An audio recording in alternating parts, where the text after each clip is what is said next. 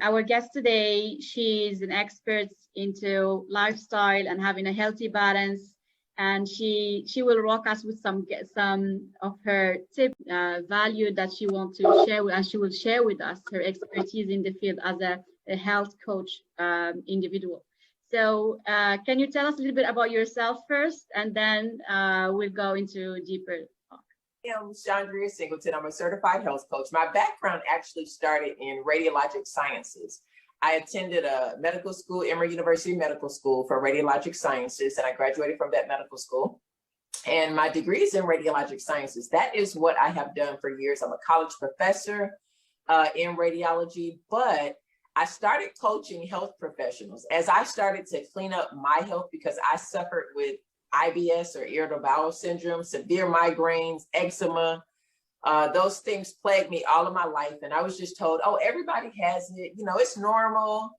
And I was like, yeah, no, I don't think this is normal. I don't think everybody should feel like this, or be this stressed out when eating food or being out amongst your friends. You're just not sure how your body's going to handle certain foods. So I went on a quest to find the answers for myself. And it was a long quest, but a short quest. And I'll say that because it kind of started or ended. It kind of took on its own. It kind of went to its own direction. I was 19 because I backpacked through Europe and I picked up a parasite. So that kind of pushed me into really looking at my gut situation. I had been deciding I was going to do it, but never did it. So that kind of pushed me along. So that's why I say it's been a long journey, because it started when I was about 19 on my quest to get my gut health right. Because I knew once I got my gut right, everything else would kind of trickle in and follow. So that was my first step, was getting my gut right. And I found food was the answer. That was the answer. I tried so many things, so many cleanses. I don't diet, as you can see. My issue was weight management, but it was because of my gut issue, it was keeping weight on. So a lot of people don't know about that struggle. That's a whole nother struggle, Sarah, is keeping weight on. You can be just as unhealthy by being too small. I am actually in the perfect weight for my body frame. My doctor always tells me, do not let anyone tell you to put on weight that you're too skinny. I'm like, because I hear it all the time living in the southern states that I live in, and she's really a big proponent of everybody is different body-wise. You're going to be shaped different, in your body index, so stick with what works for you. And that's what I encourage people as a health coach. I started coaching healthcare workers because I was eating healthy, bringing these foods in and they were smelling good and they were meatless, bringing these amazing smoothies in and they were green. They weren't filled with fruits. They were actual vegetables and fruits and oats and nuts and seeds, and they actually tasted good. And I had realized that people didn't know how to put together simple things to create lifestyle changes. And that's what I'm all about. I'm not about diets, but it's about really getting deep down to what your issue is. So my clients, we have individually tailored plans for them that work because I knew what worked for me. So I help you figure out what works for you. So that's what I do in a nutshell, how I got there. And we can talk about more. Yeah, that's amazing. It's just like surprising how I didn't know about the story that it just got revealed to us right now. And I can understand that actually now that you're talking about it, actually our guts and how it's all this flora is happening inside, it can affect every single part of us, of our overall health and gaining weight or losing weight. And I do agree on the part that actually everybody has its own way of dealing with food and its own way of how to stay healthy. So there is no one way of being healthy, is being skinny or being fat or being whatever. I mean, each one has their own level of health. So if your level of health is at this level of proportion between fat and muscle, and so you're good. So you don't need to be following a model or following social media trends or following whatever in there. So you just follow your own, what the doctor is saying about your health and how you can keep yourself healthy and fit. Also, I do say align with what you said, that I'm against any diet. So if you are somebody who is of course healthy and you don't have any type of problems in your body that doesn't require you like to cut anything else, why would you just follow a keto diet or any other diet that is out there just because people are talking about it or because it sounds fancy? So this is my opinion as well. And so tell us a little bit more about like what is it, that lifestyle that you are having to have, in which you are keeping your balance, or how does it, or even how, first of all, what is that balance looks like for you? What do you mean by having a balanced lifestyle? For me, balance has been lifestyle habits, creating habits, not I can't do this, I can't do that. Oh, I got to count this. I got, that's not balance. I mean, when I was working out to run a marathon at one point in my life, and I had to put on a certain amount of muscle to do this particular event I was doing. It required me to eat 3,000 or 3,500 calories a day. And I'm going to tell you, I felt like I was eating all day. I was so stressed out and so like exhausted by the menu plan. And this much peanut butter, and I had to eat 2 pears, and I had to eat 2 apples because of the way I eat.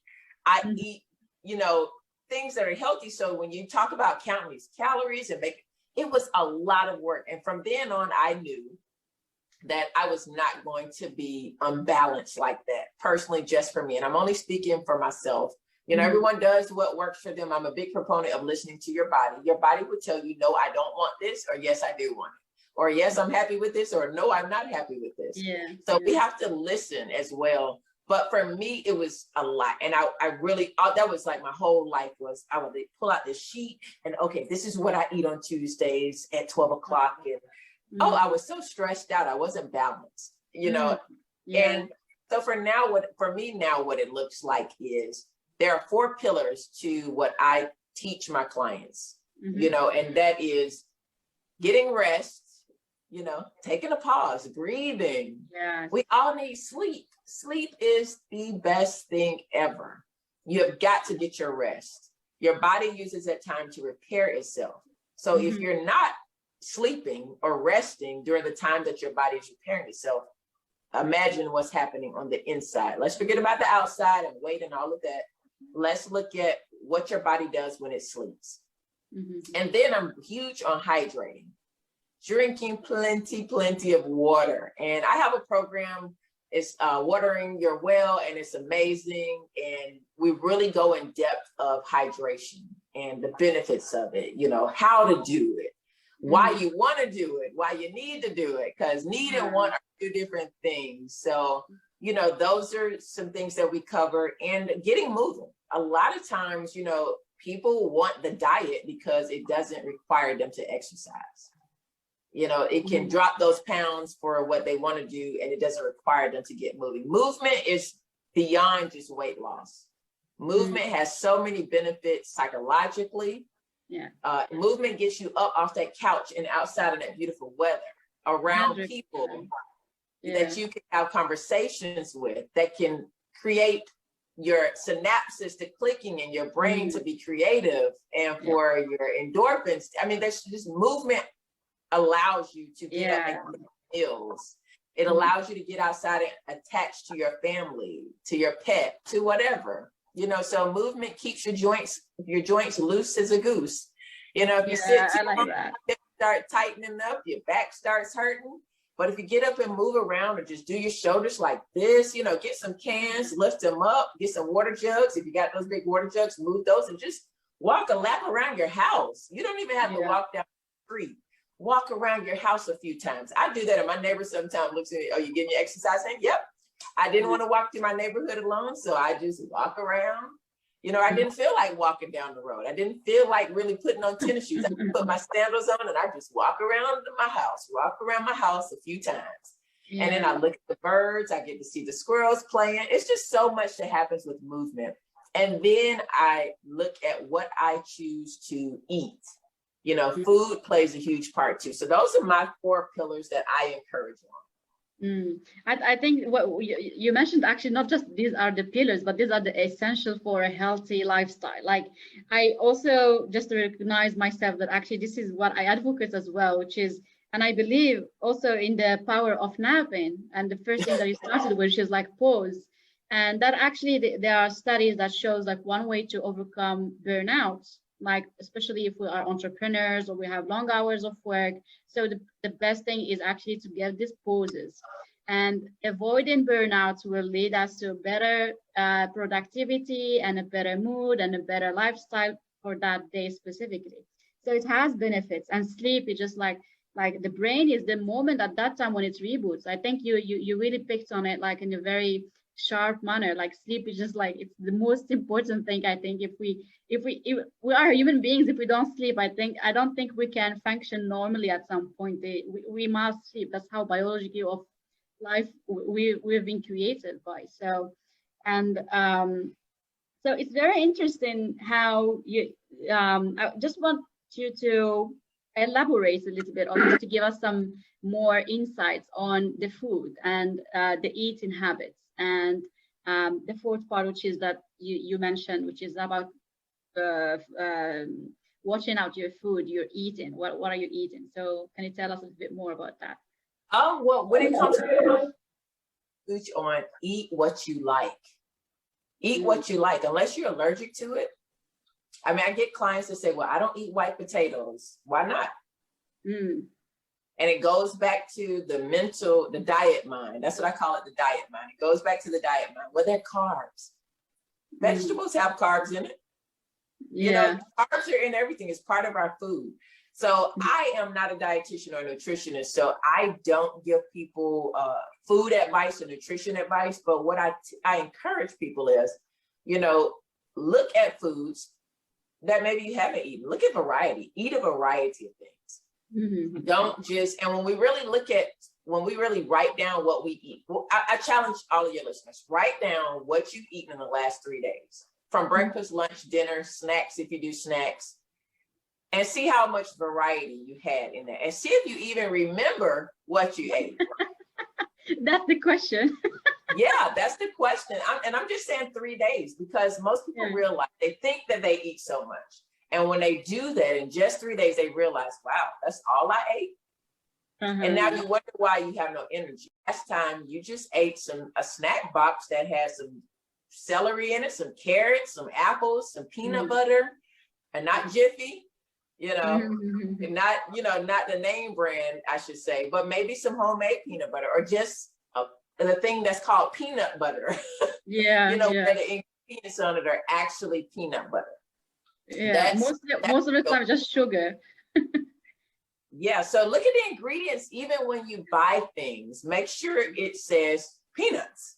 If Yeah, it's yeah, peanut butter, it should not contain any other things. If it's yeah, fresh peanut butter, I just made some peanut butter on my IG live. You'll see it. I just made some peanut butter. yeah, Guess what? Peanuts, and I put a little honey in it, and yeah. it's delicious. It is delicious. Oh my It is. goodness. Yeah, I saw that video, and it's just so amazing and how simple, like, and fulfilling when you do something yourself. And I saw it like actually you are somebody who grow your own food, and I love that. You do some vertical planting. And can you tell us a little bit about that experience as well? Like how easy, how difficult? I mean, the beginning when you started, maybe now you got already the flow and you are doing it, you got the in the movement. But I want you to tell us a little bit about the initial, because I'm also I try to grow some of the food, like some little like pepper and tomato, cucumber on my, just after we finish the food, like we have sometimes those seeds remaining and I Yeah. put them in the pot.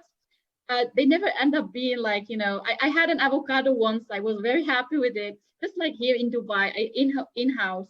But then when we were bringing, like we bought a gardener to the garden to frame the things. Then he just like, I don't know how, but he just like cut it. And I was like, what did you do? I was like, that was Oh, avocado. I was waiting for it all the time to grow. And then I'm just like, no. I don't like people in my garden. I don't like people in my garden. It's just a small garden, it's not a big one, but we bought him just because we had so many things to trim, etc. But anyways, Well, we've got to talk, because the garden system that I use, I'm actually we're opening it up for partners in other countries to do a test, a soft launch where people in other countries can get those. Right now, they're only in Canada, Mexico, and the US, but we are opening up a soft launch where people in other countries can get that in their country. And I'm gonna tell you, I've gardened since 2006. I had a tennis court sized garden. That's what, and I grew everything from berries to corn to fruits to vegetables year round. I gardened in the ground. So I had every drip system. I made my own compost. I had a worm bin. I had my own worms. Like, I was a serious gardener.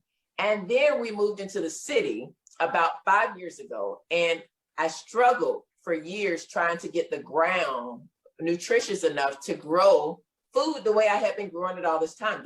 The tomatoes would come out like this big. My potatoes are like teeny. I used to have huge potatoes. And I'm like, what is going on here? And sure enough, what it was the ground, the soil was not nutritious enough. So we don't think about it. We think if we just put it in dirt, it's going to grow. No, we have to have certain nutrients in the soil for plants to grow and be really good produce. And that's when a friend introduced me to the vertical gardening system that I have. And it's super easy. Like, I used to garden the hard way. I still have an in-ground garden, but it's for my potatoes, and things that need roots, need to spread, like potatoes and garlic and certain onions. So I grow that there. And I have some beans that I grow down there too. But that's what I use my in-ground garden for. But my 2 vertical gardens, I grow everything year round. I grow everything. I love it. And I don't know if you saw my celery I just cut off. I just cut one celery. That was just one plant. I've got 4 more out there. Oh my God. I love that. And I saw that. And this is actually one of my passions, like not my passion, but my wills. It's like to have my own garden. And then I tried this vertical, I didn't try the vertical, but I just tried like to do some water pots and then the hydroponic. But I found it very complicated. I know I need to put the own ingredients, etc. But I just maybe didn't find the time for it. So you don't have to do this one. This one is literally, you put the seeds in there. You can even buy seedless, but you just put the seeds in a little pot, stick them in there. It has a water at the bottom of the tank. The water shoots up, waters it. It's on a timer. You do nothing but go pick your produce in about 3 weeks. 3 weeks is ready. All right. So I will definitely look further to this after this show, and just like to get into contact with you, just to see how I can benefit from this, and maybe gonna help me, especially here with the weather in Dubai, and then everything is indoor as I try to do here. But let's see how you can help me with that. Yeah, so, you can do indoor and outdoor. Yeah, either one, indoor, outdoor. Perfect. So I just want to ask you one more question, which is, for busy people, busy lifestyles, like we are on the move, we are entrepreneurs, we are business owners, we are employees 9 to 5, we are busy moms, and at the same time we want to have this healthy habits, or eating those green food, and that's healthy when we know that's what is that product that it is. It's not just like some brand or something, but it's something that is really nutritious. And so how can we maintain that? How can we gain that while we are on the move? Or how do you yourself, you are quite busy entrepreneur. So how do you keep yourself on track with all of this business happening around you? That's a good question. I have found keeping it simple and planning out your meals is the thing that I do. I take 3 or 4 days and plan my meals out for 3 or 4 days. And that includes snacks. Because the worst thing you want is to be out on the road on a call somewhere or with the client, you're hungry. And now only thing in the office is, something fast food or something that's not what you want to eat. So what I do is I always keep a bag of nuts or seeds in my purse. My car has them in a glove compartment. It's food everywhere around me, just in case I get hungry. And I also keep a 33-ounce bottle of water. That is the other thing that helps me stay, satisfied. And I like to use that word satisfied, because hungry doesn't always mean hungry. Yeah. A lot of times it means we're thirsty. So I make sure I keep water. I've got bottles of water in my car. I've got them all around my house, a big water container over there. So if I'm thirsty, I have no excuse not to get the water. Yeah, so, but meal planning is huge. I think that's one of the things as busy professionals we should do. It is huge, meal planning. Okay, so meal planning and having small snacks and everything around you, just easy to pick, and a lot of water around you.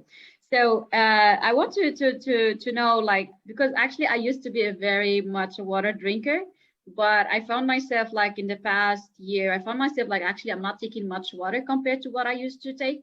And that is actually something that I'm worried about. I'm just like, I want to drink water, but I'm just like busy with other things until I forget myself. You know, I'm dwelled in whatever work I do. I do take my breaks, but it's not to go and drink water or take a snack or something. So what do you advise for to start this new habit of drinking a lot of water, or allowing one body to go and get this amount of water?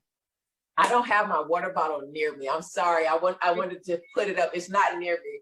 But what I do, I tell people, get a nice, cute water bottle or something that you are proud to carry around.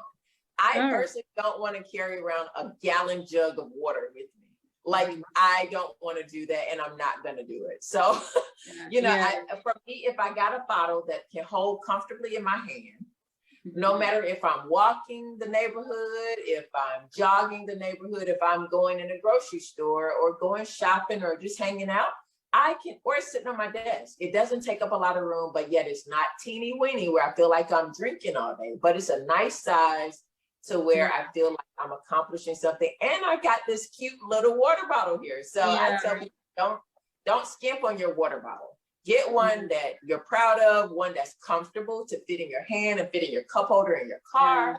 And, you really, it might seem like a small thing, Sarah, but I have found, like I had a client tell me, and this is a guy, you guys, this is a guy, not a woman. And he said he's a busy business owner. He owns a huge electrical firm here where we live. And he said, I realized I need to drink water, but I was not going to carrying around all those little bottles. And I would just go for the quick drink or the water that it had a lot of sodium in it. He said, you know what I did? I went out and paid $50 for this nice water bottle. And that's a lot of money for a water bottle. But he was like, I felt like I was worth the investment. And I felt like, this was something I should do for me. And I said, that's a good point. That is a very good point. So I encourage people, grab a water bottle, that you're proud of. Yeah, I think you're right in that, and I would also say like having it close by, because I remember myself, I'm always having a cup next to me, but that it's quickly that finishes, but it's not enough for me that I will keep on the commuting to bring more water. So I think like having that big enough water and cute and interesting that you want to use it, and I think it's intriguing as well. So thank you so much for your time. Is there anything last that you want to give to our audience today? No, this has been for your patience with technology and getting this going. We've been trying to get this done for a while, so I'm so glad we were able to pull it off. I hope I get the recording so I can share with my audience as well. So I hate they're not able to chime in and support this live, but I have had a great time, and I look forward to doing more with you. And if anybody wants to join, I have a free masterclass. It's a free webinar on meal planning. You're welcome to go to my LinkedIn bio, Linktree, my Instagram bio, and click to grab a hold of it and check it out. It's helpful, and I had fun making it. Thank you so much, and I also advise you guys to go check the masterclass. It's really firing, and I love the work that you do. And thank you so much for being here today. And again, apologies for the technology, and I'll be looking forward to host you more times and talk to you more about more interesting topics. Thank you so much, everyone, and we'll see you in another time. Bye. Thank you, Sarah.